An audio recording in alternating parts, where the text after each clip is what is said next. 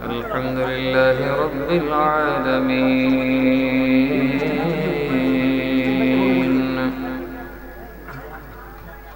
والعاقبة للمتقين خالق السماوات والأرضين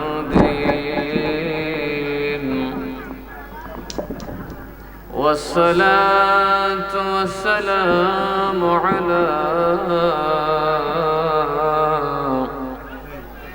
أشرف الأنبياء والمرسلين سيدنا وسندنا وطبيبنا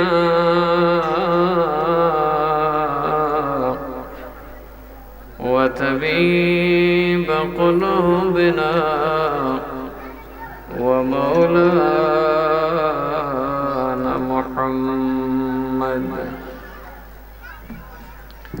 وعلى آله وأصحابه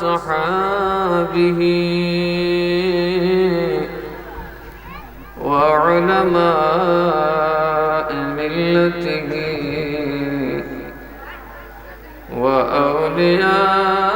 وأولياء أمته أجمعين أما بعد فقد قال الله تعالى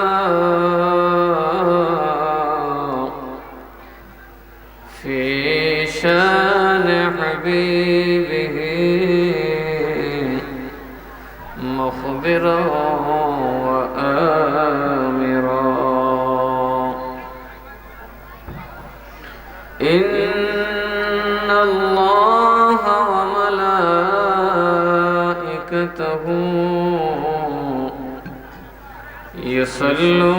يصلون على النبي يا أيها الذين آمنوا صلوا عليه وسلموا تسليما اللهم صل على سيدنا مولانا محمد وعلى آل سيدنا আর محبت করি اللهم صل على سيدنا مولانا وعلى آل سيدنا مولانا একটু মোহাম্মতে দরুদ শরীফ পড়া যায় না যে নবী আপনার কবরে এসে যদি বলেন এটা আমার উম্মত সুবহানাল্লাহ আপনারা যদি খালি বলেন শেখ হাসিনা প্রধানমন্ত্রী যে এটা আমার লোক পুলিশে অ্যারেস্ট করবে কথা বলে না করবে তো আমার নবী যদি কবরে বলেন এটা আমার লোক জাহান্নামে নেওয়ার কোনো পথ কেউ পাবে কথা বলেন পাবে বাবা আমি কিন্তু না শুনলে বক্তা না চিল্লাইতে চিল্লাইতে বক্তা না অল্প মানুষ কি আর নরম ভাষায় যতটুকু পারি বলে যাবে কারণ লম্বা চূড়া চাদর পরিষ্কার করেন বড় মুশকিল। বড় বড় মাহফিলে আমি যাই না, ওগুলাতে গেলে যা শুরু হয়েছে এখন মাহফিল হয় না, তামাশা হয়।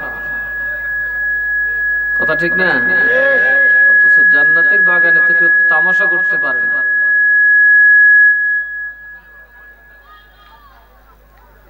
আমি সকলকে বলবো,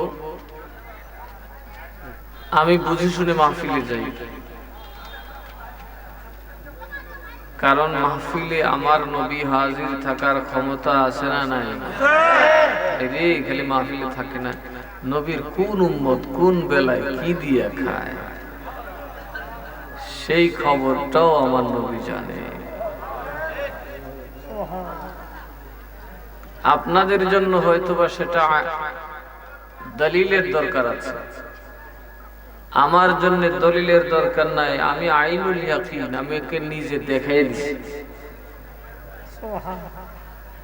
আমার দায়িত্ব যা আমি জানি না, কিন্তু আল্লাহর রাসূল আমাকে দেখিয়ে দিয়েছেন সেটা তুমি করো। তার মানে কি আপনার ব্যাপারে আপনি যতটা না জানেন তার চেয়ে বেশি জানে কে?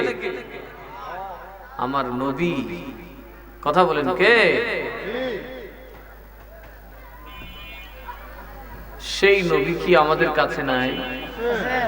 তো আজকে কারা নবীকে দরুদ শরীফ দিতে ঘর ছেড়ে আসছেন, নবী কি জানেন না? কথা বলেন, জানেন কিনা?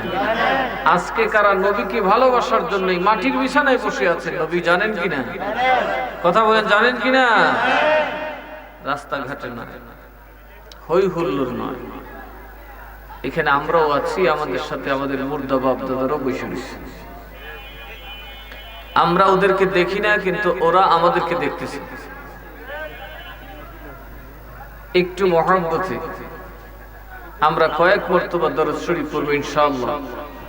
এই মাহফিল, এই আয়োজন আমরা যারা বসেছি সকলেই বরকতপূর্ণ হয়ে যাবে। আসুন আমরা একটু মহব্বতে নবীকে হাজির ও নাজির জানি, নবীকে ভালোবেসে পড়ি। আল্লাহুম্মা সাল্লি আলা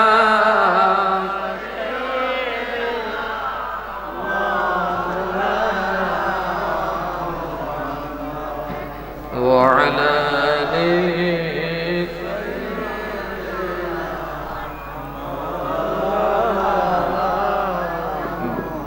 محمد اللهم صل على سيدنا مولانا محمد وعلى آل سيدنا مولانا মরণ জেলে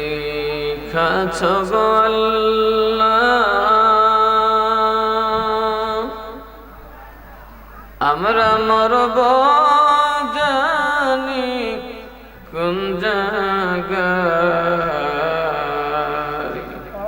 ঠিক না? কেটা কই মরবেন জানেন? কই মরতেন চান? টাটিত না মসজিদ? কই? আমি ডাইরেক্ট একটু পরিষ্কার করে যাতে আপনারা বুঝতে সমস্যা না।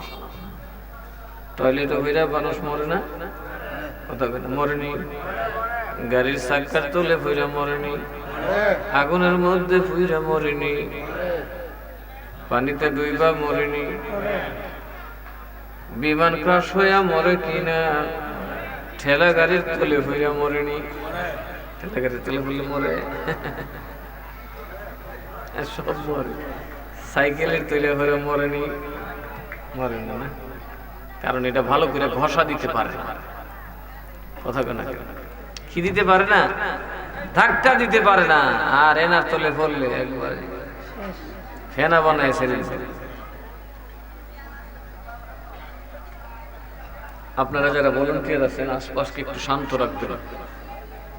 এই জন্য ম্যাক্সিমাম জায়গায় আমি ওয়াজ করলে ওয়াজ উঠে অনেক পরে মানুষ কাউকাওয়ের দল ঘুমায় আসে। কারণ আমরা পীর মানুষ, আমাদের ওয়াজ একটু ঠান্ডা মাথায় বুঝতে হবে, লাফালাফির তো সম নাই। কথা কোনাকে ঠিক না? এই যারা আইয়ে কিছু টেকা টুকা দিবেন, ভালোইতে ভালোইতে যাইব, আইসি 3 ফালে যাইব সকালে।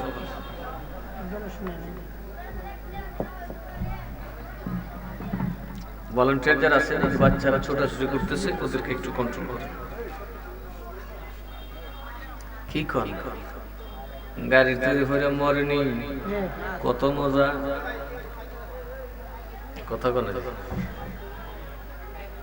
করোনায় মরে কিনা, কলেরায় মরে কিনা, আপনি কোন মরা মরতেন স্যার? হ্যাঁ, ইমানি মরণ কি গাড়ি তোলে যে বইরা মরে? কি ইমানি মরণ মরে না? কি ইমান তাল গাছ তুই যাও? শান্তির মরণ, আরামের মরণ কেন না? আমার নবী বলেন, শোনো রে উম্মত, মরণ হলো দুই ধরনের। এক ধরনের মানুষ মারা যাবে, এত কষ্ট হবে, ছাগলটাকে জীবিত টেনে চামড়াটা টেনে ছিঁড়লে যেমনি লাফালাফি করবে যন্ত্রণায়, জীবিত একটা ছাগলের চামড়া যদি টেনে ছেড়া হয় আর যন্ত্রণায় ছাগলটা যেমনি ছটফট করবে, যারা পাপী গুনাহগার মৃত্যুর সময় তেমনি জানটা ছটফট করবে। এমন পিপাসার্ত হবে, 7 সমুদ্র 13 নদীর পানি দিল তৃষ্ণা মিটবে না। কারো কারো মরণ এমন হবে রে, মার কোলে দুধে টানতে টানতে শিশু সন্তান কখন ঘুমায় মা যেমন জানে না। তোমরা যারা আমার নবীর প্রেমিক, তোমরা কখন ইন্তেকাল করবে এত আরামে ঘুমাবে, নিজের কোলে রাখা কাছে থাকা সন্তান টের পাবে না। কোন মরণ সন্তান, ভালোটা না খারাপটা? এত টাটি বইয়ে মরতেন না মসজিদে বইয়ে মরতেন? পূজা যখন আপনারা যান তখন পূজা মরে গেলে পূজার যান না, এই আমি কিছু মুরব্বী এরা করে জোয়ান দিলে কথা কথা কষ্ট হইতেছে আপনারা। সব জায়গায় যাওয়া মুসলমানের জন্য বৈধ। এই মাহফিলে আসছেন, এটা জান্নাতের বাগান। যখন আপনি বাড়ি থেকে রওনা দিয়েছেন, নূরের ফেরেশতারা আপনার পায়ের নিচে পাখা বিছাইছে। এটা দ্বীনি তালিমের মজলিস। আল্লাহ এবং আল্লাহর রাসূল এবং তার দ্বীনের শিক্ষার মজলিস হচ্ছে এটা। এটা চারটিখানি কথা না, এটা পৃথিবীর সবচেয়ে দামি মজলিসের একটা। দাঁড়ায় যারা ঘরে নফল নামাজ পড়তেছেন তাদের চাইতে বেশি সওয়াব আমি এবং আপনারা কামাই করতেছি, কিন্তু সেখানে বসতে হবে আদবের সাথে। আমরা বুখারী পড়েছি ওযু করে, কি করে? হ্যাঁ, আমরা বুখারী শরীফের দরস নিয়েছি কি করে? আমরা হুজুরে যখন পড়াইতেন, শেখুল হাদিসরা যখন পড়াতেন, আমরা ওযু করে ঢুকতাম, ওনারাও ওযু করে পড়াতেন। কোরআন শরীফ পড়েছি ওযু করে, ওনারাও পড়াতেন ওযু করে। তার মানে কি? কোরআন হাদিসের আলোচনা শুনলে ওযু করে বসবেন, যদি তাও না পারেন অন্তত আদবের সাথে বসবেন। আজকাল ওয়াজে এমন পাবলিকও যায়, ওয়াজও গিয়ে ওখার ইয়ে পেশাব করে, আছে না নাই? কথা বলেন, আছে না নাই? এই জন্য ওয়াজ যে তাসির না, এটা মোল্লার দোষ না, আপনার আরো কিছু দোষ আছে। আমি ওযু ছাড়া উঠি নাই, আমার এখনো ওযু আছে। ওযু ছাড়া কখনই মাহফিলে যাই না। কারণটা শারীরিক অসুবিধা না থাকলে বা অন্য কোনো ঝামেলা না থাকলে আমার জানা মতে কখনোই আমি ওযু ছাড়া মাহফিলে উঠি না। যত কষ্টই হোক, যদি 10-12 ওযু করার লাগে ঠান্ডা পানি দিয়ে, সেটাও করব। কারণ ওযু হচ্ছে উম্মতে মুহাম্মদের জন্য মস্ত বড় নিয়ামত। যারা ওযু করবে সব সময় ওযু অবস্থায় থাকবে, তাদের ক্রিম লাগবে না, তাদের কোনো মেডিসিন লাগবে না। যত কালোই হোক, আল্লাহ তাআলার নূর ওই আল্লাহর বান্দার চেহারার মধ্যে থাকবে। বান্দা যখন ওযু করে ঘুরে, কোনো গজব আযাব তার পাশে আসে না। সুবহানাল্লাহ। যখন আপনার ওযু থাকবে, আপনার পাশে কোনো দুষ্ট শয়তান জিন আসবে না, কারণ সে জানে আপনি তখন আয়াতুল কুরসি পড়ার মতো পড়তে পারবেন। ওযু হলো একটা বেড়া। ওযু যতক্ষণ থাকবে ততক্ষণ আপনার ভিতরে কোনো দুষ্ট চিন্তা প্রবেশ করতে পারবে না। আর জিকিরের মজলিসে বসবেন, সেখানে তো আরো আদব রক্ষা করতে হবে।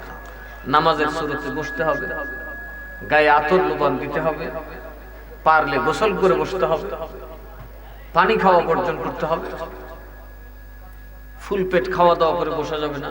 অনেক শর্ত আছে। আজকাল দেখা যায় ওয়াজে যাইতেও আদব লাগে না, আর জিকির করতেও কিছু লাগে না।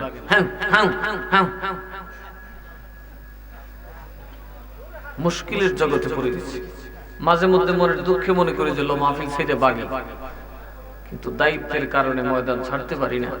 আশা করি তামাশার দিন বেশিক্ষণ থাকে না। নর্তকীকে সকলেই করতালি দেয়, কথা বলে না কেন?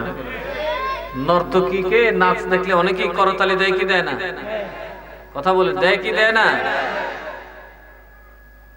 আমার একজন বক্তা বলল, বড় বক্তা, যে ভাইজান আপনি তো বক্তা এবং বহুত বড় বিশ্বাস, আপনার হাজার হাজার মুরিদ, আমরা যে করে কোথাও সিরিয়াস মুরিদ তো অনেক, যেটি মুরিদ হইলেও বাবু ফুটকারি মস্কারি করে দেখছেন অনেক বিশ্বাস আছে। আপনার মুরিদ গুলো আপনাকে এত মানে? আমি তাকে ছোট্ট একটা ওয়াজ করছি যে ভাই, নর্তকীও নারী, ঘরের স্ত্রীও কিন্তু নারী। নর্তকী, নর্তকী চিনেন? চিনেন না? নাচে যে নাচে সিনেমা, কি স্টেজে যে নারী নাচে, নাচে এই নাচনেওয়ালির নাচ যতক্ষণ চলে হর্ষধ্বনি করতালির অভাব হয় না। কথা বলেন ঠিক না? ঠিক। একদম হল মা তুলায় মাঠে, এই যে যাত্রার গানে বেরিয়ে এলে দেখো কথাটি হাতে আমার দিত না, উড়াইয়া মারতেছে, কিন্তু বাড়ি যায় সময় লইয়া জানি সাথে কথা কোনা কে। নর্তকীকে সকলেই করতালি দিল, হর্ষধ্বনি দিল, টাকা দিল, পয়সা দিল, লাফালাফি করলো, তার সমর্থন দিল, কিন্তু যাওয়ার সময় কি কেউ ঘরে লইয়া যায়? কথা বলে না, ঘরে লইয়া যায়, কারণ জানে না সুন্দর মিষ্টি নেই, ও ভাই তোরে লইয়া আমার কেমন।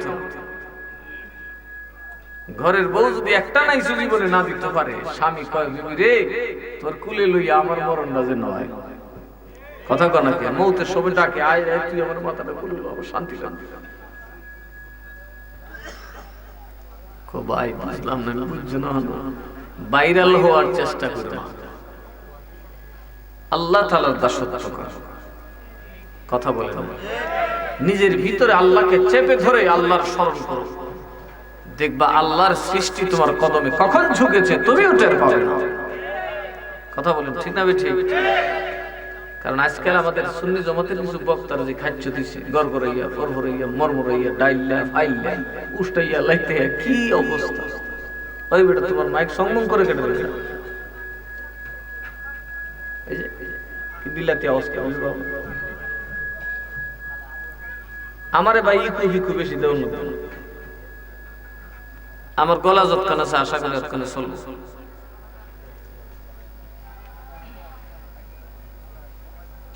আমরা যেন মাহফিলের আদব রক্ষা করি, সকলে বলি আল্লাহুম্মা আমিন। আমার কথাটি কি বুঝেছেন আপনারা? আল্লাহকে তালাশ করুন গোপনে, আল্লাহকে তালাশ করুন আওয়াজ ছাড়া। আল্লাহকে কখন আপনি তালাশ করবেন কেউ যেন না টের পায়, আল্লাহ আপনার তত কাছে থাকবে। আমরা নবী আমাদের কাছে আছে, কথা বলেন আছে না? আমরা কোন নবীর উম্মত? মরা নবীর? না আমরা কি খাইছি এটার খবর যে জানে সেই নবীর উম্মত? কথা বলে আমরা জিন্দা নবীর উম্মত না খালি বাবা, জিন্দা তো আমরা বদলা আছি, পিছে কি আছে হেডা কইতাম পারি। কথা কোনা কে? আমরা জিন্দা আছি না? নাই পিছে তা কইতারেন, বড় বউলা বসে রইছে, ছোট বউলা কিও কইতারেন। আর আমার নবী গোটা পৃথিবীর উম্মতের ঘরে ঘরের খবর জানেন। কার মেয়েটার বিয়ে হয় না, কার মেয়ের শাদী হয় না, কোন এতিম বাচ্চার খাবার নাই, সেই খবর আমার নবী জানেন। জোরে কন্যা সুবহানাল্লাহ।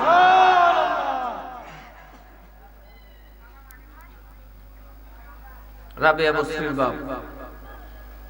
রাবিয়া বসরি যেদিন জন্মগ্রহণ করেছিল সেদিন বাতি জ্বালানোর মতো তৈল তার কাছে ছিল না, খাবার নাই। রাবিয়া বসরির আব্বা চোখের পানি ছেড়ে কাঁদতে লাগলেন। নবীজি একজনকে বললেন, এই অমুক জায়গায় যাইয়া অমুকের একটা খবর দিয়া। সুবহানাল্লাহ। খবর দেওয়ার পরে বেটা 10টা আশরাফি 10টা স্বর্ণ মুদ্রা আমাকে দান করে দিলেন। নবীকে তোর আর অভাব থাকবো, তোর রাবিয়ার আর কত পরিচর্যার দরকার হবে। সুবহানাল্লাহ। খুব অল্প সময় আমি কথা বলব। দুঃখজনিত কারণ যে আমাদের যিনি আজকে মাহফিলের বিশেষ অতিথি দূর থেকে আসার কারণে এখনো পর্যন্ত বুঝতে পারেন নাই। সম্ভবত আমার পরে উনি আলোচনা করবেন নাকি? আল্লাহ হাফেজ করে দিছে। আমরা বাঙালি না, আল্লাহ হাফেজ ফটো দেখলে বুঝে বলছি। আল্লাহুম্মা সাল্লি আলা, জবান খুলে, সব কটা জবান খুলে মহব্বতে পড়েন। মুহাম্মদ ওয়া আলা আলি সাইয়্যিদিনা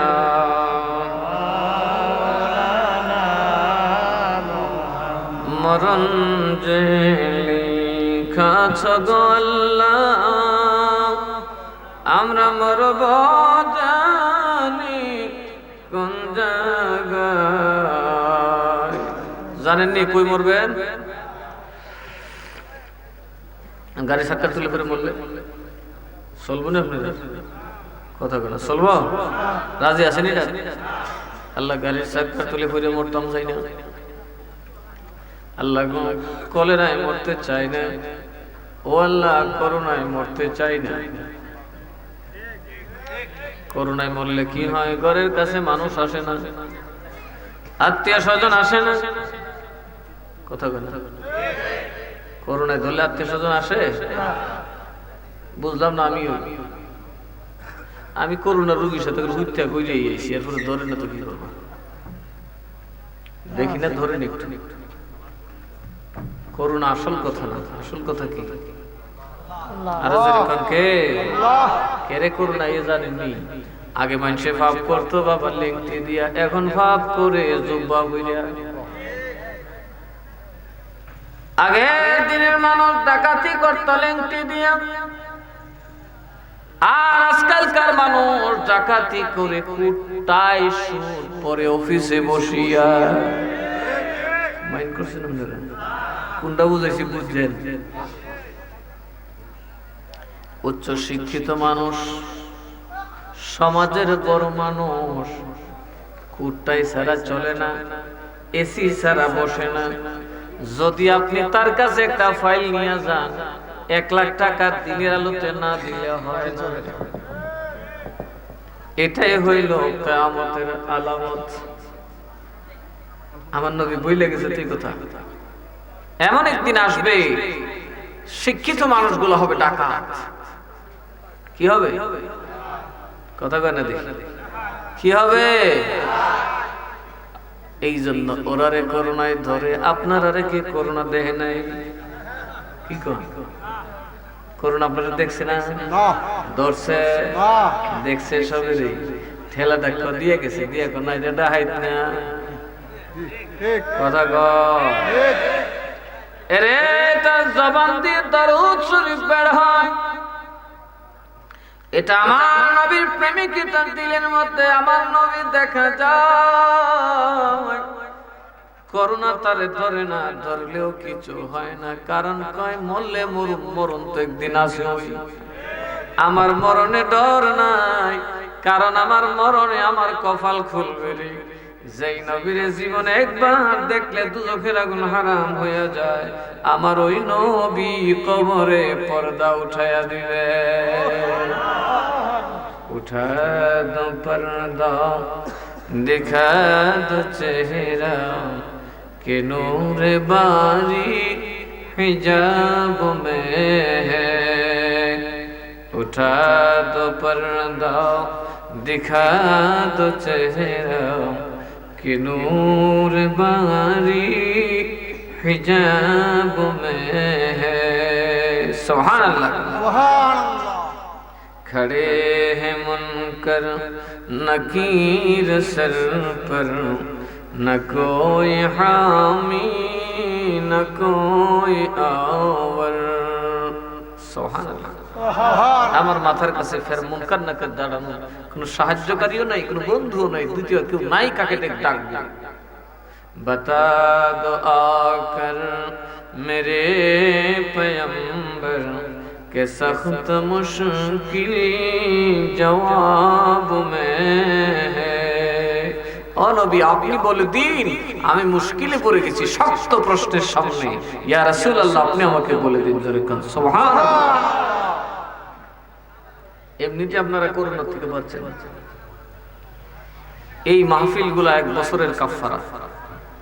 কয় বছরের কাফারা? 1 বছরের। এই মাহফিলগুলোতে আপনারা বসেন, আপনারা জানেন না বড় বড় আল্লাহর ওলির এই মাহফিলে বসে থাকে, সুবহানাল্লাহ, যাতে করে আপনাদের মাহফিলের দোয়াটা আল্লাহ তাআলা কবুল করে নেন। সুবহানাল্লাহ। আসুন আমরা এই মাহফিল থেকে আরো মহব্বত, আরো আদবের সাথে পড়ি আল্লাহুম্মা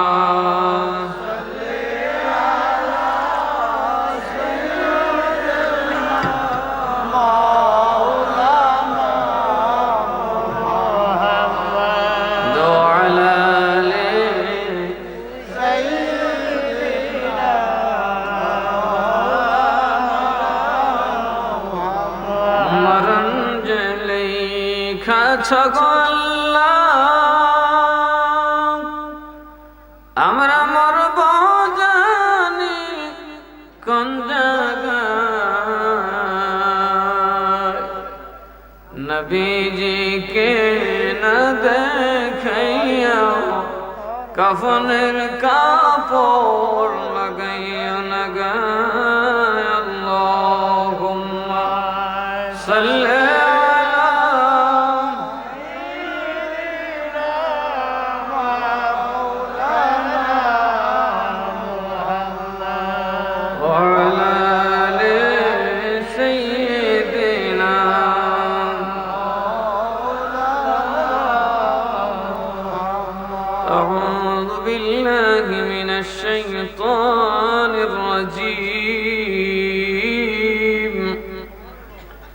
بسم الله الرحمن الرحيم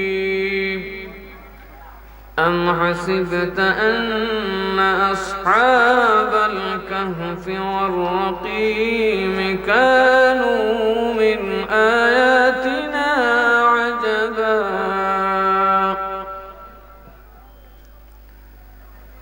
صدق الله المولانا العظيم وصدق رسوله النبي الحبيب الكريم ونحن على ذلك من الشاهدين والشاكرين ربي صل وسلم وبارك عليه قولي ديگر راجا مهارج لو مدر سالم خاني عبد القادر পড়ুন ওলি দিগের রাজা মহারত লামুদের সালম খানি আব্দুল কাদের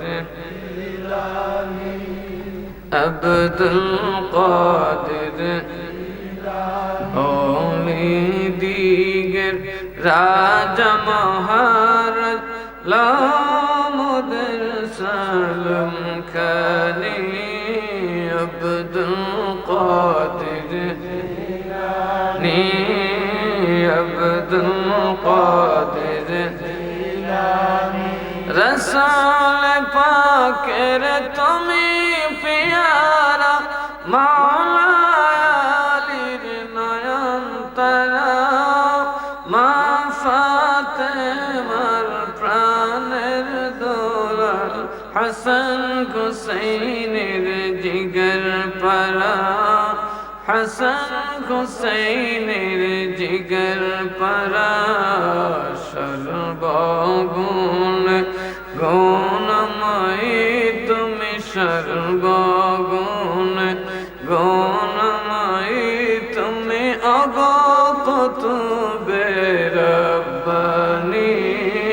আব্দুল কাদের জিলানী আব্দুল কাদের জিলানী কি বলেন আব্দুল কাদের জিলানীকে সালাম দেওয়া জানি কথা কোন জানি আমার একদল ভাই আছেন বাবা দলিল কোথায় দলিল বুঝো না নামাজ পড়ো কি এর আসসালামু আলাইকা আইয়ুহান নবী আছে না নাই আছে শেষ নেই আত্তাহিয়াতু শেষ ওয়া আলা ইবাদিল্লাহিস সালিহিন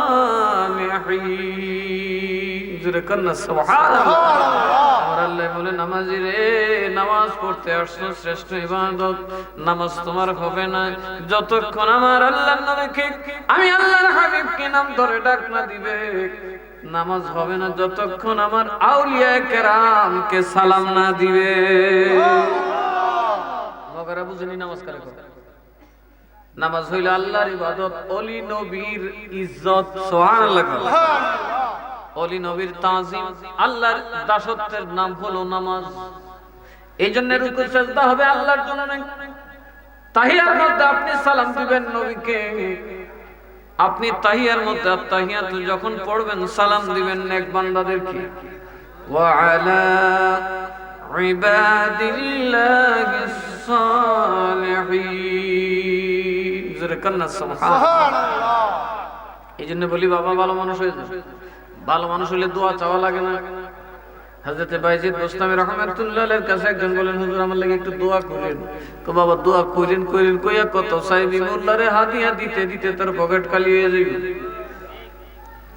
আরে আল্লাহর বান্দা তুমি সালেহ হয়ে যাও তুমি ভালো মানুষ হয়ে যাও প্রকৃত আল্লাহর প্রেমিক হয়ে যাও নবীর প্রেমিক হয়ে যাও ধান্দাবাজি ছেড়ে দাও তোমার জন্য কোটি কোটি মানুষ নামাজে দোয়া করতেছে وعلى عباد الله الصالحين আল্লাহর যত সালেহ বান্দা দুনিয়াতে আছে এবং কবরে চলে গেছে বাবা প্রতি 5 ওয়াক্ত নামাজে কোটি কোটি নামাজি আল্লাহর বান্দার জন্য দোয়া করতেছে সুবহানাল্লাহ কি ফুংডা হইয়া বললে বলা না সালেহ হইয়া বললে বলা কথা বলে এই জন্য কোন সালেহীন জাহান্নামে যাবে না কারণ তাদের উপর আল্লাহ তারা যে কষ্ট করছে সুদ খায় নাই ঘুষ খায় না আবার দেখেন কিন্তু মাইন্ড করে লানি সমস্ত কথাগুলি অনেক সময় আমাদের দেশে মাইন্ড করে বসে যে হুজুর এই সুদের ওয়াজ করতে আপনাদের কইছে কেন কথা বুঝেন নাই কি কইছি কারণ আজকাল তো বাবা জগৎ পড়ছে কি জানেন সুদ খাও তো মাফ না খাও তো মাফ কথা কোনা নবীর হাদিসের কথা উম্মতের কিয়ামত কখন হবে তোমরা বুঝবে যখন হবে সুদ খাওয়া হবে সুদ খাইলে মাফ না খাইলে পাপ সুদ খাইলে মাফ না খাইলে পাপ এর বর্তমান জামানা চলে বাড়ি বিল্ডিং বানাবেন 10 তলা পকেটের টাকা দা বানাইলে 13টা বাজাইব বিরাট বড় ট্যাক্স চলে আসবে ইনকাম ট্যাক্সের লোক আসবে কি রে ভাই বাড়ি কি পয়সা দিয়া বানাইছো সাসা সুদ খাইয়া ব্যাংকের লোন কথা কিসের লোন তখন ইনকাম ট্যাক্স ওয়ালা কয় মাফ কারণ তুই সুদ খাইছস মাফ কি খাইছে বেড়াই কয় মাফ যদি কোন ভাই পকেটের টাকা দিয়ে আরে রুজি খরচ কেমনে রোজগার খরচ কেমনে আনচস করতে দিছস করতে হিসাব দে এই মুরগির হিসাব দে বইদার হিসাব দে দুনিয়া সইয়া দিবে তার মানে কি সুদ না খাইলে পাপ সুদ খাইলে মাফ খায়া শান্তি পাবেন না ব্যাংকওয়ালা প্রথমে দিবি বাবা খাও এত বড় বাড়ি করতেছ ঋণ না করলে একেবারে ট্যাক্সওয়ালা বাপ টাকায় যাবো সুতরাং সুদ খাইলে মাফ না দিলেও পাপ এই জন্য ব্যাংকওয়ালা ইসা ধরে দেও দেও খাইছো দিবাও কথা কোনা গেল প্রথমে সুদ খাওয়ায় কতক্ষণ পরে বিবার দাও খাও নয় তো দেও খাও এবং দেও নবী বলেন এমন একটা জামানা আসবে রে আমার উম্মত সুদ না খেলে বাঁচবে না ওই জামানার জন্য যখন তোমরা দেখবে মনে রাখবে কিয়ামত অতি নিকটবর্তী সেই দিন উম্মতের দোয়া কবুল হবে না, উম্মতের কলবের মধ্যে দ্বীন থাকবে না, উম্মতের দাড়ি টুপি থাকবে ফিটফাট, ভিতরে থাকবে একেবারে সদরঘাট। কিন্তু বাবা তাকাইয়া দেখেন আগের দিনের মানুষ দাড়ি টুপি কম পড়তো, লেংটি পড়তো, ওয়াদাটার বড় দাম ছিল রে বাবা। দলিল রেজিস্ট্রি লাগে না, জবান দিয়া বললে কোনো দিন এদিক সেদিক হয় না। আর আমরা এখন কাগজ কলম দিয়া বাইন্দাও ধরে রাখা যায় না। আমাদের লেবাস পাল্টাইছে না? আচ্ছা আপনি তো, আপনি যে পাঞ্জাবি প্যান্ট পরছেন 50 বছর আগে কেউ পরতো? এভাবে টুপি হইতে সুন্দর সাকসিকে হইতে আর রুমাল মাথা দিয়ে আর তো কথা কোন নাকি আর তো, কিন্তু এর ইমানটা কত মজবুত আছে, জবানে যা কইছে।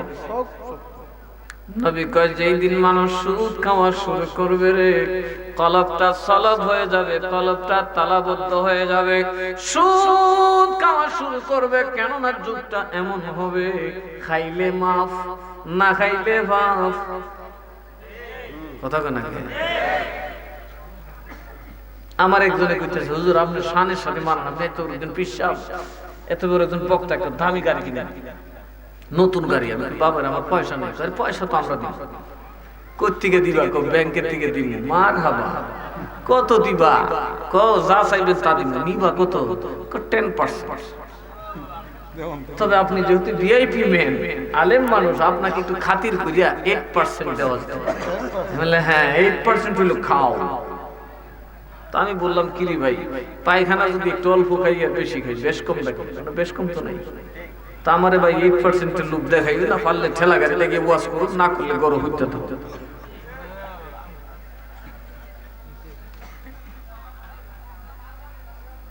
কথা বলে কোন আমার কথা ঠিক না? ঠিক জান। আপনি একটা 6 তলা বিল্ডিং উঠান, একদম নিজের পকেটের পয়সা দিয়ে, বাপটা কাছে ট্যাক্স চলাইছে, এই বেটা কইতেন কি টানছো, সেন করছ সব সম্পত্তি সব দিতে পোলা বইয়া কোড়া, এগুলা কাপড় কি করেছে। আর যদি খালি দেখাইতে পারেন স্যার আমি ঋণী, আমার গায়ে ঋণের তকমা তো মাফ। আমার আল্লাহর নবী ডেকে বলে, উম্মত ওই সময় ঈমান রাখা হাতের তালুতে আঙ্গুল রাখার চাইতে কঠিন হয়ে যাবে। আপনারা এখন এমন এক সমাজ হয়েছেন, ভাই বাইরে দেখতে পারে না, কেউ কাউরে হাওলাত দিলে আর ফেরত দেয় না। কেড়ে দেয় না কেউ, আওলাদ সাউন ফট করে কি কিস্তি লই সুদ খাইলাম। কথা কোন ঠিক? সুদ না খাইলে যায় মানুষের সামনে মাথা নত করতে হয়, বাইরে যায় বলতে হয় ভাই দেশনারী আওলাদ, মাথাটা নিচু হইয়া যায়। এই জন্য বলে মাথা নিচু করব না, কষ্ট করব না, সুখে থাকবো, প্রয়োজনে কিস্তি নিয়ে লইব। কিস্তি হালাল না হারাম? কিস্তি দেয় বাঁচলেন, আবার কিস্তি দিয়ে নেই কত, কম নেয় না বাড়ায় নেয়। তার মানে সুদের রাজ্যে আমরা বাস করছি। আর যখন বান্দা সুদ খাওয়া শুরু করবে,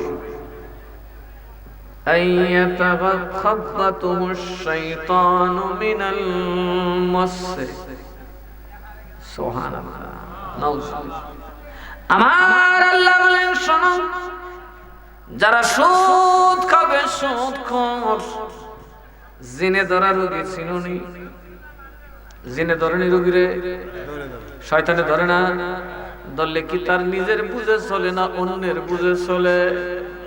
আমার আল্লাহ বলেন সুদ যখন আমার বান্দা খাবে, তোমার দিমাগ কাজ করবে না। জিনে ধরা রোগীর যেমনি উল্টা পাল্টা চলে, জিনের কথায় চলে, বাপের থাপড়া মারে বুঝে না, উপলব্ধি হয় না, মারে লাথি মারে উপলব্ধি হয় না। তুমি যখন হারাম খাবে, সুদ খাবে, মা বাবা না খায়া থাকবে, তোমার কলিজায় লাগবে না। মা বাবা রাস্তায় ভিক্ষা করবে, তুমি দেখবে তোমার কষ্ট লাগবে না, কারণ তুমি তো তোমার নিয়ন্ত্রণে না, সুদ খাওয়ার কারণে হয়ে গেছো তুমি শয়তানের নিয়ন্ত্রণে। কথা কেন? জিনা ধরা রোগী কি মা বাপ চিনে? এ মারে গেলে তো বাপ রে গেলে ঠকো। আজকালকার সমাজটা একটু দেখেন তো বাবা, মা বাপ না খাইয়া থাকি, পোলা পায় না মোজ করে হাঁটে, আমার হ্যাঁ বুঝাই দিছি তোরে, মনে যেন এ বউয়ের ঘরে হইতে হয়েছে, মা বাপের ঘরে না। মাইন্ড করেন না, বর্ষাকাল সবার আসবে, এই শীতকাল কিছুদিন পরে বর্ষাকাল আসবে। আজকে আপনি যুবতী নারী চাকচিক্য আছে, স্বামীকে পকেটে ঢুকাইছে, আরেকদিন আপনি ওগুলো পকেটে ঢুকবেন। কথা কেন নাকি ওয়াজ মজা লাগতেছে না? এটা তো মজার ওয়াজ না ভাই, কিন্তু বাধ্য হয়েই করতেছি। আমাদের দোয়া কেমনে কবুল হবে? আমাদের ঘরে কি করে শান্তি আসবে? আমরা নিজের ঘরে আগুন দিতেছি, পেট্রোল ঢেলে দিচ্ছি, আর বলতেছি হায় হায় রে, আমি তো আগুন দিছি না, আমি তো পেট্রোল এনে দিলাম। মিয়া পেট্রোল তোর বড়রা কথা বলে না কেন? আমরা সুদ যেভাবে খাওয়া শুরু করছি, আর ঘুষের কথা তো কই লাভ নেই, হাদিয়া হয়ে গেছে।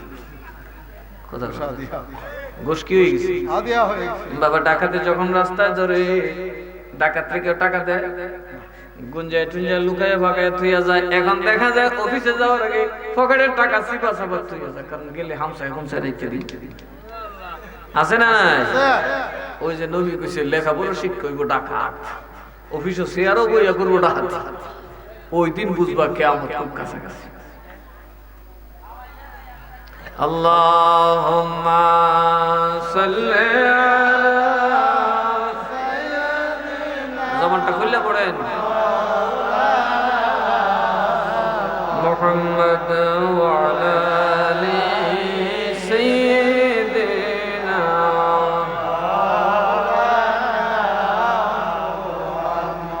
নবী গো, সাহাবীরা কান্দে, নবী গো উম্মতের বুঝি এত কষ্ট, উম্মত বুঝি এত কষ্ট করবে। নবী বলেন শোনো রে সাহাবী, তোমরা যদি সগীরা গুনাহ করো আল্লাহ তোমাদেরকে আটকাবে, কারণ তোমরা আমাকে পেয়েছো। সুবহানাল্লাহ।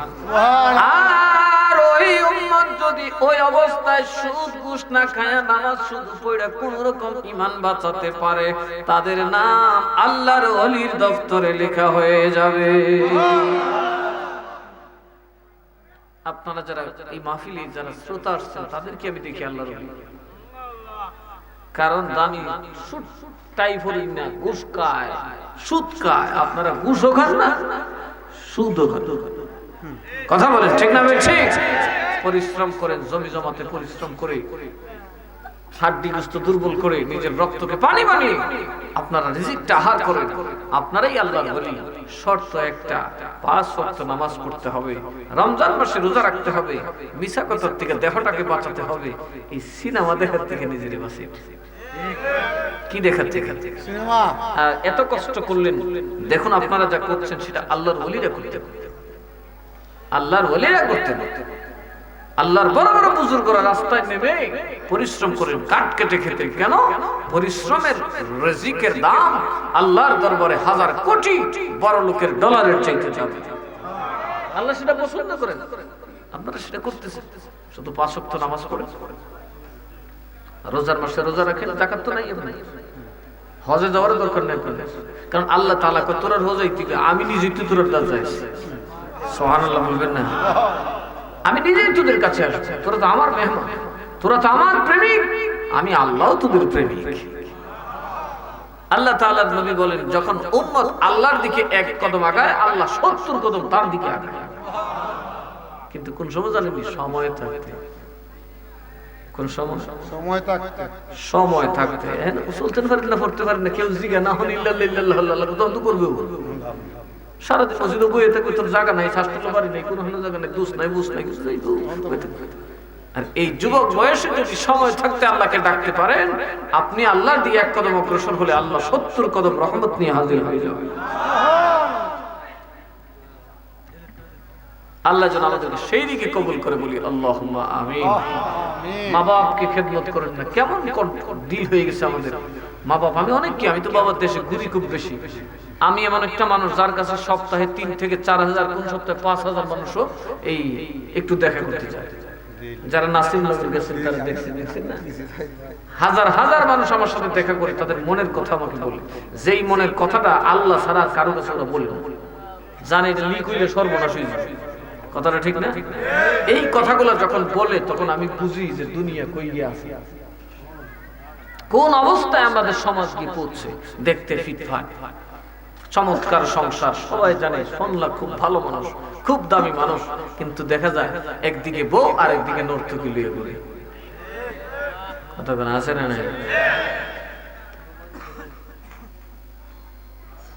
আল্লাহ তাআলা আমাদেরকে আপনাদেরকে এগুলো থেকে হেফাজত করছেন। বাবু দুনিয়াতে আছেন, দুনিয়াতে থাকতে চান কিন্তু দুনিয়াতে তো টয়লেট।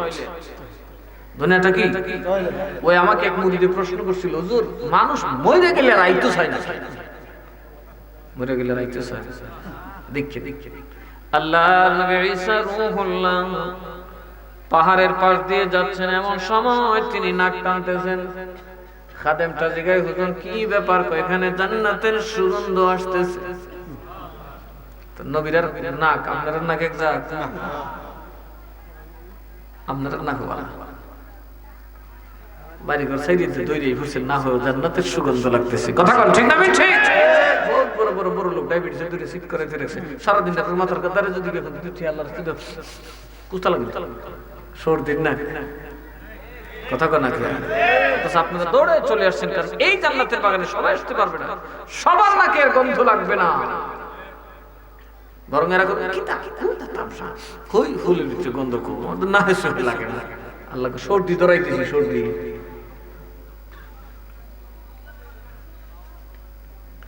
ঈসা রূহুল্লাহ কতক্ষণ ঘুরে কয় কুম বিইযনিল্লাহ, এই মুর্দা আল্লাহর হুকুমে জিন্দা হয়ে যাও। সুবহানাল্লাহ। কারে জিন্দা করতে জানেন? নূহ আলাইহিস সালামের এক ছেলে জোয়ান বয়সে মারা গেছে, এই বেচারারে জেতা করে তুইলা ধরছে কয়েক হাজার বছর পরে। সুবহানাল্লাহ।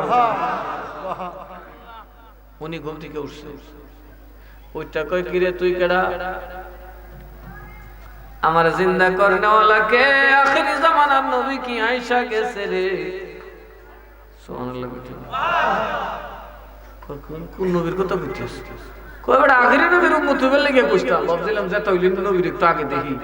তুই কেডা? আমি ঈসা রূহুল্লাহ। আরে খাইছি রে, আমার এই অযথাকে লিয়ে উড়াইছিস না। আপনি তো অল্প বয়সে মারা গেছেন। নূহ নবী খুব কান্নাকাটি করছে আপনার জন্য, আপনি কিছুদিন দুনিয়াতে বাস্তবে করেন। মাফ চাই, দোয়া চাই ভাই, তার টিক থেকে বাইরিতে বললাম জীবন আইতাম না। রহমাতুল লিল আলামিন এলে আলাদা কথা, জোরে কন্না সুবহানাল্লাহ। রহমাতুল লিল আলামিন আসলে দুনিয়াতেই জান্নাত হয়ে যাবে।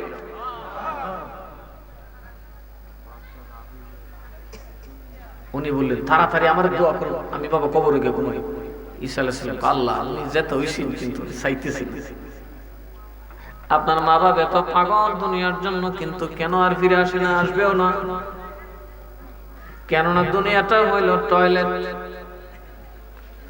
প্রয়োজন যখন পড়ে মানুষ দরজা ভেঙে টয়লেটে যায় কি যায় না? টয়লেট দরজা দরজা তালা কি করবে? বাইরে আইলেন কামসাই যাই বসে কথা না যাইবেন। এটাই হইল দুনিয়া। আসার দরকার তো বেড়া সেরা ভাঙ্গে আইছে, প্রয়োজন তো জান বাজি রাইখা নিজে জীবন যাপন করেছে, কিন্তু মরার পরে ডাকলে কয় না আর যাব না। আমার ভাইয়েরা কেন বললাম দুনিয়াটা টয়লেট? টয়লেটে যখন আপনি যাবেন, টয়লেটের মধ্যে দুইটা জিনিস থাকে, একটা হলো পানি পবিত্রতার বস্তু, আর একটা হলো ময়লা যেটা আপনার থেকে আসবে। প্রস্রাবের পানি, পায়খানার ছিটা ফোঁটা যদি গায়ে লাগে আপনি নাপাক হয়ে যাবেন। এই জন্য ইমানদার যখন টয়লেটে যায় কিছু সময় সেখানে সে কাটায় কিনা, কিন্তু প্রস্রাব করতে সাবধান যেন ছিটা ফুটা কাপড়ে না পড়ে, কারণ তার দেমাগে আছে আল্লাহ আমি দাঁড়ায় পেশাব করতে পারি না, যত্রতত্র করতে পারি না, কারণ আমার এই কাপড়টা নিয়ে নামাজে যেতে হবে। এই জন্য যারা নামাজ, যারা ইমানদার পরহেজগার মানুষ, তারা বড় ঠামায় ঠুমায় পেশাব করে, পানি খরচ করে, পায়খানা করে, দোয়া করে এবং পানি খরচ করে পরিষ্কার হয়, ওযু গোসল করে, সাফ সুতরা হয়ে যখন বের হয় মসজিদ থেকে তারে ডাকে হাইয়া আলাস সালাত, হাইয়া আলাস সালাত,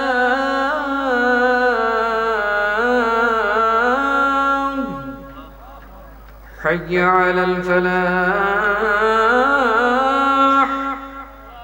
حي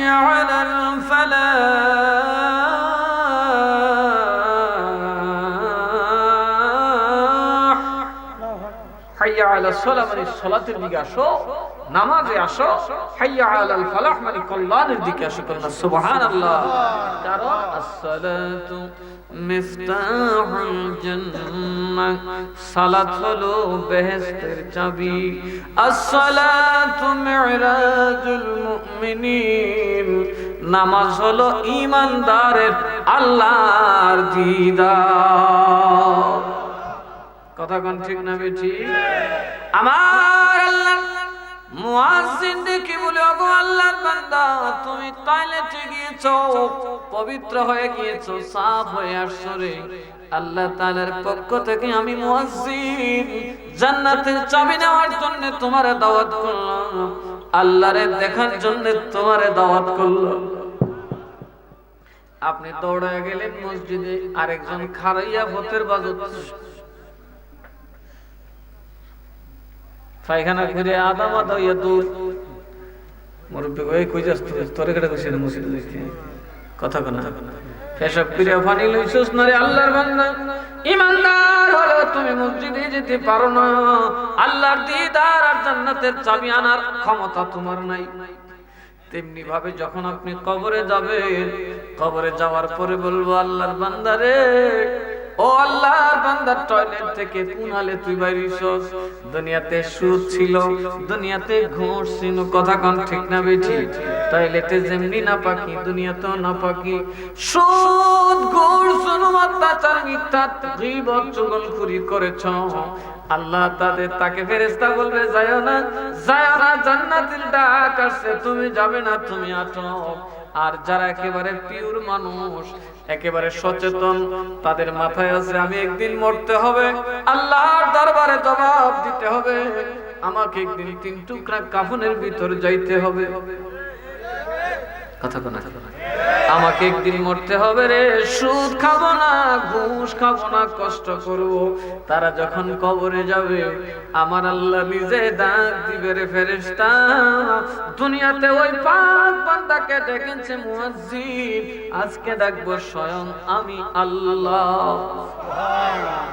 আমার আল্লাহর নবী বলেন, যখন আমার উম্মত 3টা প্রশ্নের উত্তর দিবে, আমার আল্লাহ ডেকে বলবেন, নুম কানাউমাতিল উরুস।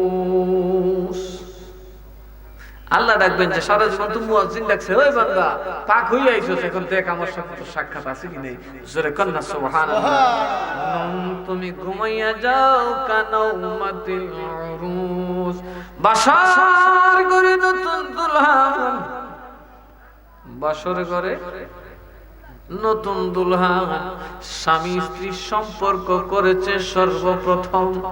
এটা বড় সুখের রাত, এটা বড় আনন্দের রাত।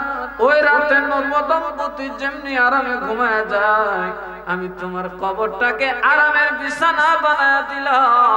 কিয়ামত পর্যন্ত ঘুমালেও আফসোস মিটবে না।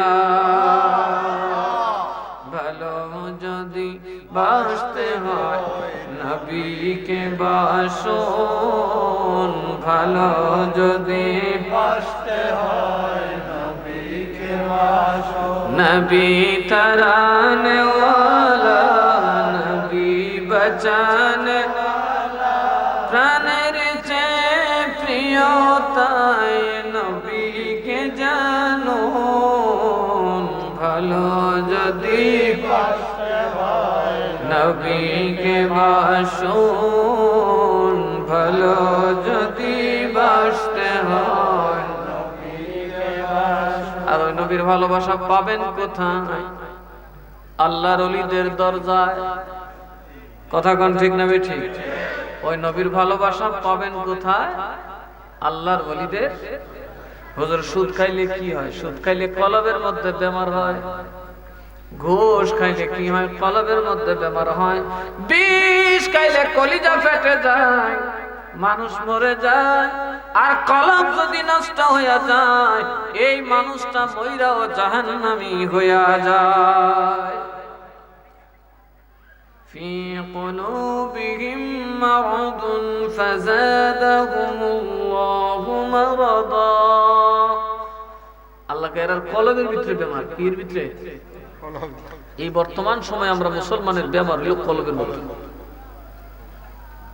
কথা কেন কোন জায়গায় এই কলব যদি ঠিক থাকতো আমরা সকলেই ঠিক থাকতাম এই কলব ঠিক করতে লাগে ওলির দরবার কথা কোন ঠিক না বেঠে ওইটা আমরা দিছি আর কি আসহাবে কাহফ আমাদের অভিজ্ঞতা অনেক আলোচনা করেছি আসহাবে কাহফ হলো 7 জন আল্লাহর ওলির ওয়াকিয়া যাদের কথা আল্লাহ তাআলা কোরআনে পাকে বলেছেন সূরা কাহফের মধ্যে ওনারা আল্লাহ ওয়ালা ছিলেন ঈসা আলাইহিস সালামের উম্মত ছিলেন কিন্তু তখনকার সময়ের বাদশা ইহুদিদের কুপরামর্শে ঈসা আলাইহিস সালামের সঠিক ধর্মকে বন্ধ করে দিলেন যাতে কেউ আল্লাহর নবী ঈসা আলাইহিস সালামের অনুসরণ করতে তখন তিনিই ছিলেন আল্লাহ পাকের নবী তার ধর্মই ছিল তখনকার সময়ে মনোনীত ধর্ম ইসলাম কারণ ইসলাম যতক্ষণ সঠিক থাকবে ততক্ষণ একটা দল তার বিরোধিতা করতেই থাকবে দেখা গেল ওখানকার বাদশা ফরমান জারি করে দিল আমার রাজত্বে ঈসার উম্মত বলতে কেউ থাকতে পারবে না লা ইলাহা ইল্লাল্লাহর পূজা কেউ করতে পারবে না বাদশার নাম হচ্ছে বাদশা দাকিনুস বাদশা দাকিনুস সে ঘোষণা দিয়ে দিল আমার রাজত্বে কেউ আল্লাহ ইবাদত করতে পারবে না এক আল্লাহ বলতে কিছু নাই এগুলো ফালতু কথা আমার মূর্তি জায়গায় জায়গায় স্থাপন করে দাও তিনি প্রচুর ঈসা নবীর উম্মতকে কেটে ফেললেন হত্যা করলেন শহর দখল করে ফেললেন খালাস করে দিলেন কিন্তু দেখা যায় আল্লাহ তাআলার কি কুদরত যেখানে ফেরাউন সেখানেই আল্লাহর নবী মুসা কথা বলেন ঠিক না ঠিক যেই বিছনায় ফেরাউন ঘুমায় যেখানে ফেরাউন গোটা বনি ইসরাঈলীদের হাজার হাজার সন্তানকে হত্যা করলো আর মুসা কিন্তু তার কুলের মধ্যে বড় হলো কথা বলে আমরা কিন্তু সেই আল্লাহকে ভুলে গেছি আর ফেরাউনের তাবেদার হয়ে গেছি আমরা ফেরাউনের তাবেদার হয়ে গেছি আর আল্লাহকে ভুলে গেছি এই জন্য আমাদের এই দুর্গতি খালি দোষ দেন আমরা মোল্লার দোয়া করেন কামনা তো আরে কাম হইতো কই কাম হইবার জায়গা থাকলে তো পাখি একদিকে গুলি মারছে আর একদিকে পাখি খুব মরবো বাবা আল্লাহর কি কারিশমা দেখা যায় সেই বাদশা হাজার হাজার ইমানদার মুসলমানকে হত্যা করলো তার মেয়ে জামাতা প্রধানমন্ত্রী হলো প্রধান উজির হলো ইমানদার তাজে প্রধান উজির সেই হলো ঈসা আলাইহিস সালামের উম্মত সে আল্লাহর উপর ঈমান এনে বসেছে সুবহানাল্লাহ তে তো আর জানে না তার বগলে যে ইমানদার তার যে ব্যক্তিগত চিকিৎসক বাদশার যিনি ব্যক্তিগত চিকিৎসক তিনিও আল্লাহ ওয়ালা ইমানদার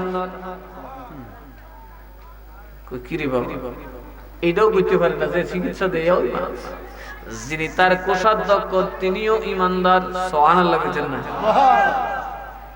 যিনি তার রাজকর্ম সভা ডাকেন তিনিও ইমানদার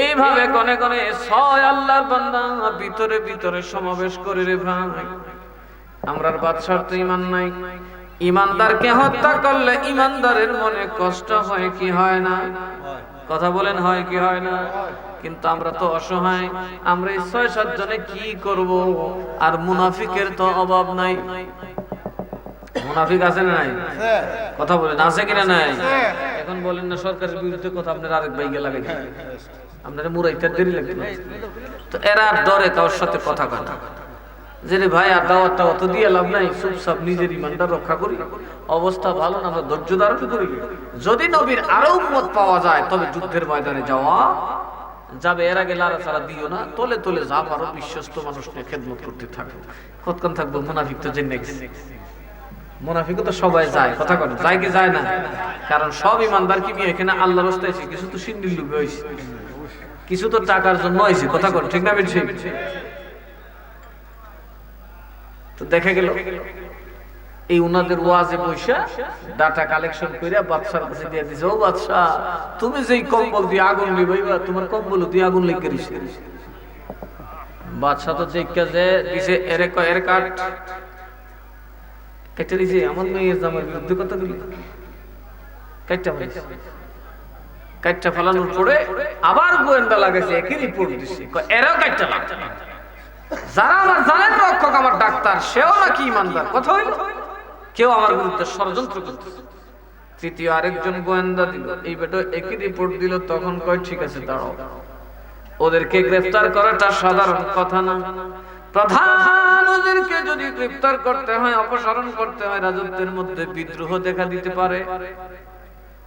কথা বলেন, পারে কি পারে না? বড় নেতারা তো শর্টচট করে সাসপেন্ড করা যায় না। উনি সভা ডাকলেন, গোপন সভা, এদেরকে বাদ দিয়া এরা 6 জন বললো, কিরে ভাই, ওরা গেল সভা করতো, আমরা 6 জন এক জায়গায়। তার মানে আল্লাহ কাফেরকে কাফেরের জায়গায়, ইমানদারকে ইমানদারের জায়গায় রেখে দিয়েছে। তো এরা ওরা বৈঠক করলো, আমরা বৈঠকটা সেই রেলে বাপ বাপ ভাব, কথা কোনা ভাব ভালো না। এবার যিনি প্রধানমন্ত্রী বাদশাহ, নাস্তিক বাদশাহ, যিনি মেয়ের জামাতা, তিনি বললেন, এখন কথা বলা ঠিক হবে না, দেয়ালেরও কাম থাকে। এরে আমার সঙ্গী ভাইরা, রাত গভীর অন্ধকারে অমুক জায়গায় আমার বাসায় একটা গোপন রাস্তা আছে, ওটা দিয়ে তোমরা আসবে, আমি তখন সিদ্ধান্ত দেব কি করা যায়। যিনি তাদের মুরব্বী, তিনি রাত্রে বসলেন মুরাকাবায়।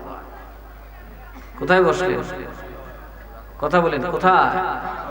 মুরাকাবায়। কি সিদ্ধান্ত দেওয়া যায়? আরেকজন বলবেন, হুজুর মুরাকাবায় গেলেন থেকে, শোনো, আমার আল্লাহ ইমানদারের সাথে কখনোই সম্পর্ক শেষ করে না।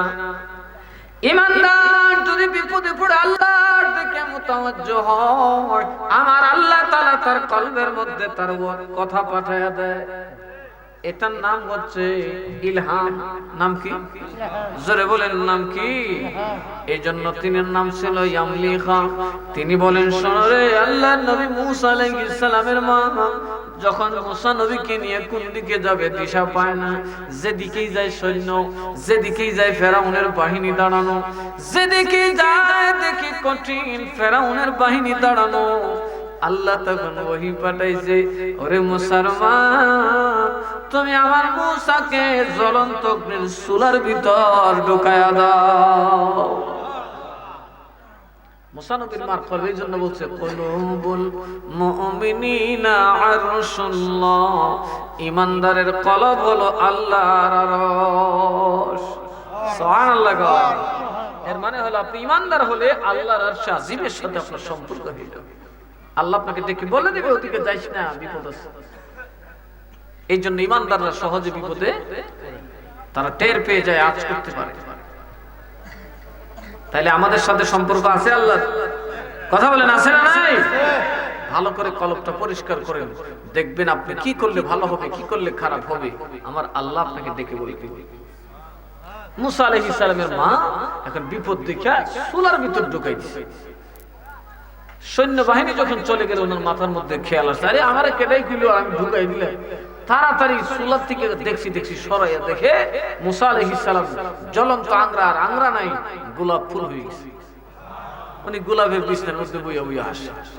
সুবহানাল্লাহ। আবার আল্লাহ ডাকে, মুসার মা, আমার মুসাকে তুমি দরিয়ায় ভাসাইয়া দাও, তারে আমি ফেরাউনের কুলে লালন পালন করব। এখন মুসার মা কইল, আমার পোলাটা বাঁচাই তুলে আমি পানি ফেলে দেব, পানি ছেড়ে দেব। কেন? ওই যার এখান থেকে কথা আসতেছে, তার মন বলতেছে তাকে পানিতে ছাড়লেই বাঁচবে। এখন পানিতে ছাড়বে, ভেলা পাবে কোথায়? ভেলা বানাই না, পায় না। এক লোক এসে কয়, ভেলা বানাই বানি গো, বানাবো ভাই, তুমি পারো? পারি, বানায় দাও। এমন সুন্দর ভেলা বানাইছো ভাই, কারিগরের বাড়ি গরি, খুব ভারী ভাই, বহুত দূর। তো ঠিক আছে, ভেলা তো বানাইলাম, মুসারে ছেড়ে দাও।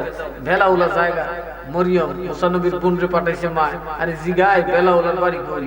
তো দৌড়ে গেছে, ও চাচা তোমার বাড়ি কই? তুমি যে এত সুন্দর ভেলা বানাইলা, মজুরি নিবা না? আমি মজুরি নিয়ে কাম করি না রে।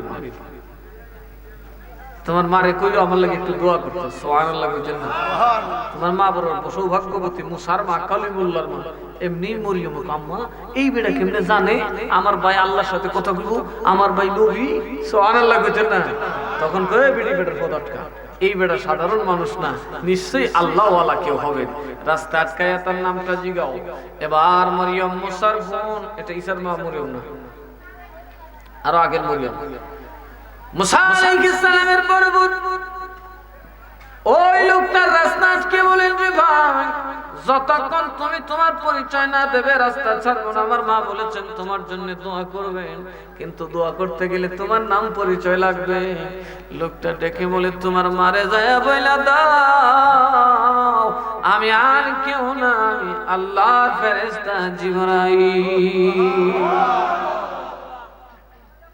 ফেরেশতারা কার জন্য আছে? শেখ হাসিনা দেশের কাজ করেন, কথা কোন ঠিক না বেঠিক? তার হয়ে আমাদের এমপি সাহেব কাজ করেন, তার বডিগার্ড আছে না? আপনি আল্লাহর কাজ করেন আর আপনার বডিগার্ড নেই, কি করেন? কথা বলেন না? আপনার বডিগার্ড থাকবে কি থাকবে না? আপনি গাড়ির চাকার তলে ঘুরবেন? নো, আপনাকে কেউ টান দিয়ে সেখান থেকে সরায় দেবে। আর বডিগার্ড নাই, দুষ্ট শয়তান আপনাকে ধাক্কা দিয়ে ফেলাইবে। আমরা যেন আল্লাহর হয়ে যাই। এই আসহাবে কাফের ওলিরা কত বড় ধনী মানুষ, বাদশার প্রধান ডাক্তার, বাদশার প্রধান উজির এবং মেয়ের জামাতা, ডাক্তার যিনি সভা আহ্বান করেন, স্পিকার, বড় বড় অফিসার, তারা একটা কথাই বলছেন, ইমানের মোকাবেলায় দুনিয়ার কোনো কিছুর দাম, ইমান কোনো কিছুর বিনিময়ে বিক্রি করা যায় না। ওনারা শেষ পর্যন্ত আল্লাহর তরফ থেকে ইলহাম পেলেন, ভাগো, হিজরত করো, কি করো, দেশ ছেড়ে দাও। ওনারা 6 জন দেশ ছেড়ে দেওয়ার জন্য দুর্গম রাস্তা দিয়ে চললেন। যাইতে যাইতে বাবা ভাত খাবার নাই, কি খাবেন? যাই আসিল প্যাকেটের মধ্যে তা গুলে খেতে বসলেন। এমন সময় একজন মানুষ যায়া বলে, কে? লাভ দিয়ে উঠছে, কি সৈন্যবাহিনী না দেখে তো রাখাল।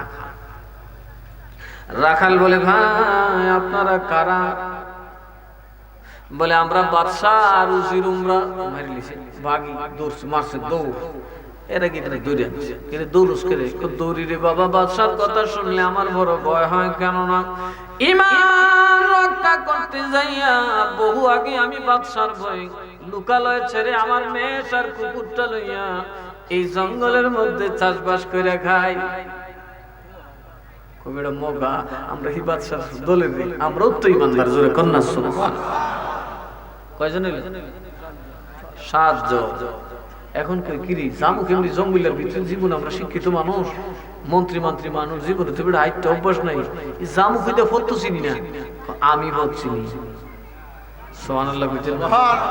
আমি কেমনে বর্ডার পাস হন লাগবে এটা খুব ভালো জানি। আমি সীমান্ত বইয়া অপেক্ষাই করতেছি, 1-2টা মানুষ পাইলে, সাথী পাইলে আমিও বলবো, অত্যাচারের দেশও থাকবো না। সুবহানাল্লাহ। আর আমরা আমাদের বাড়িটা সুন্দর করার জন্য, আমাদের রাজত্ব প্রতিষ্ঠা করার জন্য ইমানও বেচ্চা দিতে রাজি, চরিত্র বেচ্চা দিতে রাজি। তো আমরা দোয়া কবুল হইব কেমনে? কষ্ট হইতেছে আপনারা? আর এত তাড়াতাড়ি কষ্ট হলে চলবো? ও মালিক, 11:30 বাজে। আমার তো মনে হইতেছে মনে 10টা বাজে কিনা। আবার একটা বিলাতি মাইক আনছো, হবিগঞ্জের মাইক। হ্যাঁ, মাইক কোন জায়গা? হবিগঞ্জ তো গেছো, আলীগঞ্জ কইতে হয়। আমার তো সমস্যা হইতেছে, বলবো না, ফ্যান আওয়াজ করে। আমি সিল্লে কথা কম, আরে আস্তে কথা বললে তো মাইক বালা থাকে, সিল্লে গুলো তার তো সিরা যাবে। আল্লাহুম্মা সাল্লি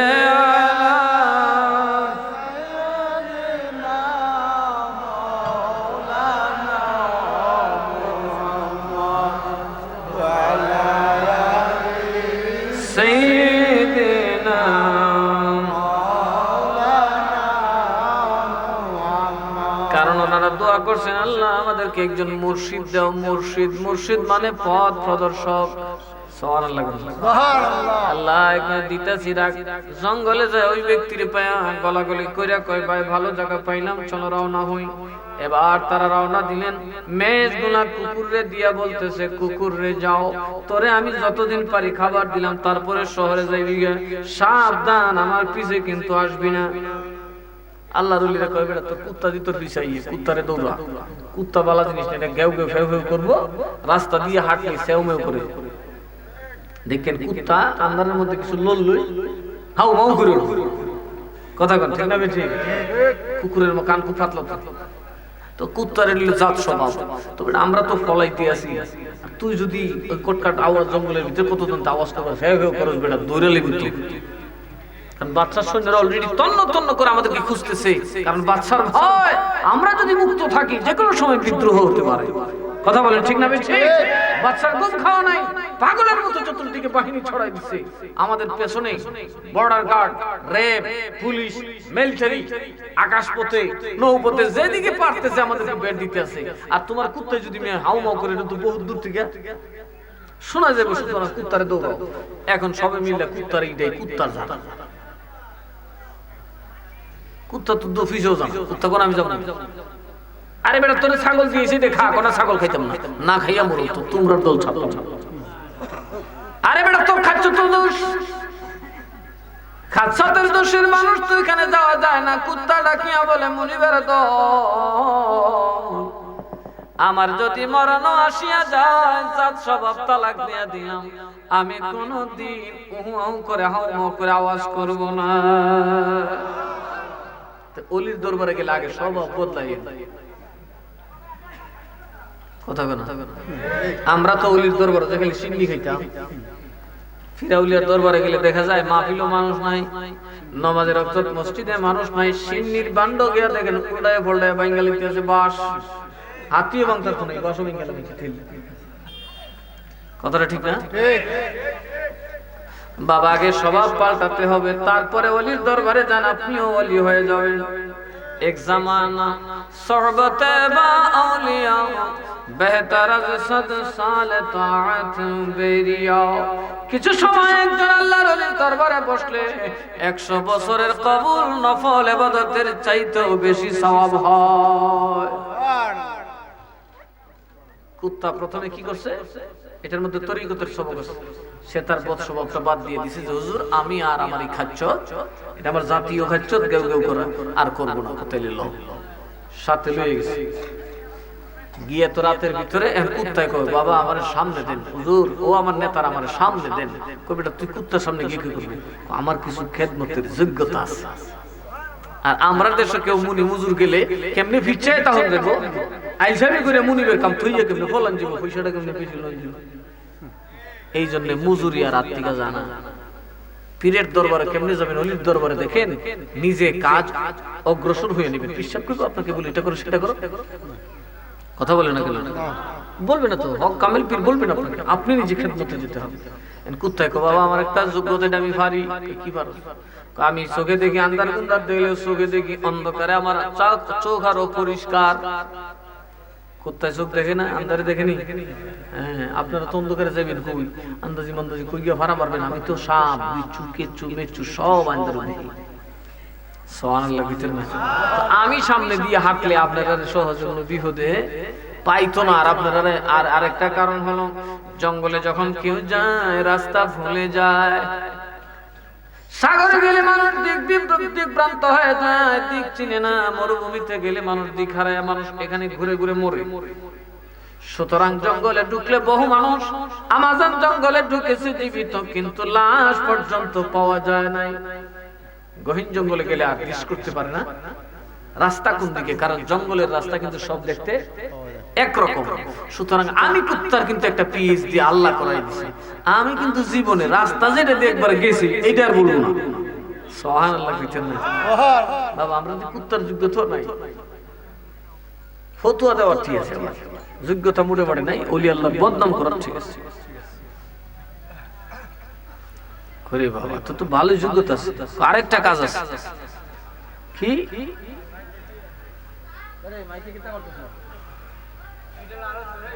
সমস্যা হইতেছে তোমরা যখন আওয়াজই নেই। এরা নবী নবী আজের তাই না তো ভাই রে ভাই, অন্য বক্ত হইলে তোমরা আজকে দৌড় তুলি হইলে আল্লাহুম্মা সাল্লি আলা মাওলানা মুহাম্মদ ওয়া আলা আলি সাইয়্যিদিনা।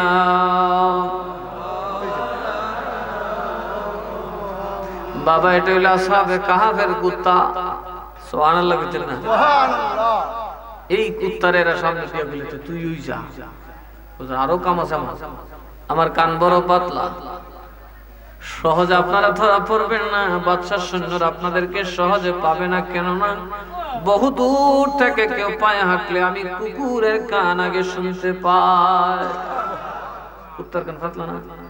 আকাশ থেকে ফাতা, ওই গাছের থেকে ফাতা বললে 100 দূর থেকে আন্দার পুরা ফিসিতে আটের বাড়ি ফিসে তোর মতো ওই যে মাটির যে পাজে লাগে ওইটা তাইলে তুই যা, আমরা ইমাম তোর ইমাম তুই যা। কুত্তা লইয়া সঠিক পথে গেছে, যাই বর্ডার পাস হইতে পারেনি, শহরের আরেক প্রান্তে যাওয়া মাত্র ফজরের আলো কি দেওয়া শুরু করছে। আর ওনারা পড়ে গেলেন একটা জঙ্গলের খোলা জায়গা, জঙ্গলে ফাঁক ফাঁক আছে না, এরকম বিরাট বড় একটা গ্যাপে পড়ে গেলেন, খোলা জায়গা চারণ ভূমিতে পড়ে গেলেন। এখন একজন আরেকজনের বলতেছে রে আলো প্রকাশ হয়ে গেছে, আর এটা পাস হতে হতে সূর্য উঠে যাবে, সেনাবাহিনী তো আমাদেরকে দেখে ফেলবে, আসো আমরা তাড়াতাড়ি অন্তত এমন কোন একটা জায়গায় নিজেদেরকে লুকাই, গুহার ভিতরে পড়ে থাকি, যেখানে সহজে তারা যাবেও না, আমাদেরকে আর খুঁজেও পাবে। খুঁজতে খুঁজতে খুঁজতে খুঁজতে পাশে দেখলেন একটা ছোট্ট বড় জঙ্গল, ঘন জঙ্গল, ওটার ভিতরে কেউ ঢুকবে না। উনারা যে এটার ভিতরে ঢুকে দেখে একটা সুন্দর একটা গুহা, এটা পাহাড়ের উঁচা পাহাড়ের গুহা, এমন এক দুর্গম পাহাড় যেটাতে মানুষ ওটা দূরের কথা, একমাত্র জানের ভয়ে ছাড়া কেউ ওখানে উঠতে পারবে না। তো ভাবলো যে ওরা তো আর জানের ভয়ে উঠবে না, সুতরাং ওরা উঠবেই না। ভাববে যে আমরা, ওরা উঠতে পারে না, সেনাবাহিনী উঠতে পারে না, সাধারণ মানুষ উঠতে পারবে। আল্লাহ এবং রাসূলের প্রেম সবচেয়ে বড় দামি। ও ভাই, আল্লাহ এবং রাসূলের প্রেমে যে সেনাবাহিনী, তাদেরকে পৃথিবীর কেউ পরাস্ত করতে পারে নাই, কিয়ামত পর্যন্ত পারবে না। অস্ত্রের সেনাবাহিনী 10 মিনিট টিকবে না। দেখেন আমার নবী হিজরতের রাতে হযরত সিদ্দিক আকবরকে নিয়ে পালাইলেন। যখন গারে সৌরের পাশে উটটাকে সিদ্দিক আকবর লুকাইলেন, উনি আল্লাহর নবীকে নিয়ে গারে সৌরে উঠবেন। উনি ভাবলেন যে আমরা যদি এই পা দিয়া উঠি তাহলে পায়ের ছাপ তো বালিতে লাগে থাকবে, কথা কোন থাকবে না? আমাদের পায়ের ছাপগুলা দেখলে কেউ ধারণা করতে পারবে যে এখানে মানুষ। উনি